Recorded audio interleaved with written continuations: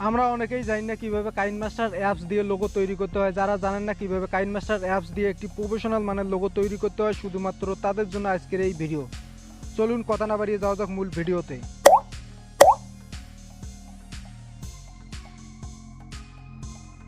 KineMaster অ্যাপসটি open করলে এরকমের একটি ইন্টারফেস চলে আসবে এবং আপনাদেরকে ক্রিয়েট নিউয়ে ক্লিক করতে হবে। ক্রিয়েট নিউয়ে ক্লিক করলে এরকমের একটি ইন্টারফেস চলে আসবে এবং আপনাদেরকে 1:1 রেশিও সিলেক্ট করে নেক্সটে ক্লিক করতে হবে।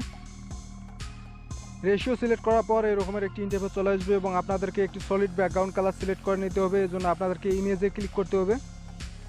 ইমেজে ক্লিক করলে এখানে অসংখ্য সলিড ব্যাকগ্রাউন্ড দেখতে পাবেন। এখান থেকে যে কোনো একটি ব্যাকগ্রাউন্ড সিলেক্ট করে ক্রসে ক্লিক করতে হবে।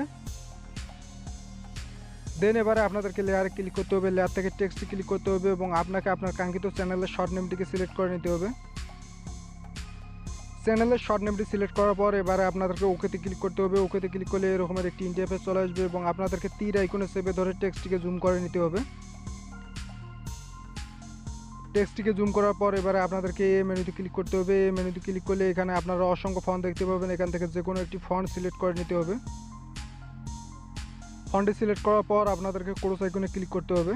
এবারে আপনাদেরকে টিক মার্কে ক্লিক করতে হবে। টিক মার্কে ক্লিক করলে এরকমের একটি ইন্টারফেস চলে আসবে এবং লোগোটিকে বেটার লুক দেওয়ার প্রয়োজন পড়বে। লোগোটিকে বেটার লুক দেওয়ার জন্য আবারও আপনাদেরকে লেয়ারে ক্লিক করতে হবে। লেয়ার থেকে টেক্সটটি ক্লিক করতে হবে এবং একটি টেক্সট সিলেক্ট করে নিতে হবে।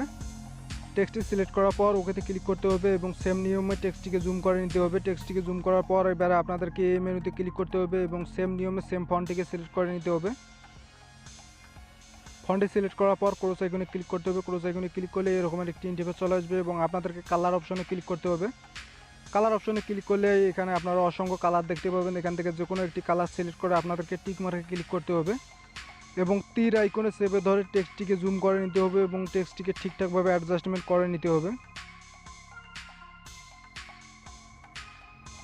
টেক্সটটিকে ঠিকঠাকভাবে অ্যাডজাস্টমেন্ট করার পর এবারে আপনাদেরকে টিক মার্কে ক্লিক করতে হবে। তো ভিউয়ার্স, আপনারা দেখতেই পাচ্ছেন অলরেডি আমার প্রফেশনাল মানের একটি লোগো তৈরি হয়ে গেছে। এবারে লোগোটিকে সেভ করার প্রয়োজন পড়বে। লোগোটিকে সেভ করার জন্য ক্যাপচার অপশনে ক্লিক করতে হবে। ক্যাপচার অপশনে ক্লিক করলে এরকমের একটি ইন্টারফেস চলে আসবে এবং আপনাদেরকে ক্যাপচার অ্যান্ড সেভে ক্লিক করতে হবে। ক্যাপচার অ্যান্ড সেভে ক্লিক করার কিছুক্ষণের মধ্যেই লোগোটি আপনার ফোন মেমোরিতে সেভ হয়ে যাবে এবং আপনি চাইলে যে কোনো সোশ্যাল সাইটে এই লোগোটিকে ব্যবহার করতে পারবেন। তো ভিউয়ার্স, আজকে এ পর্যন্তই। দেখা হবে নতুন কোনো টিউটোরিয়াল ভিডিওতে। সে পর্যন্ত আমাদের সঙ্গে থাকুন। আমাদের সঙ্গে থাকতে এই ভিডিওটিতে একটি লাইক দিন, চ্যানেলটি সাবস্ক্রাইব করুন এবং পাশে থাকা বেল বাটনে ক্লিক করে ঘন্টা বাজিয়ে দিন। Bye bye.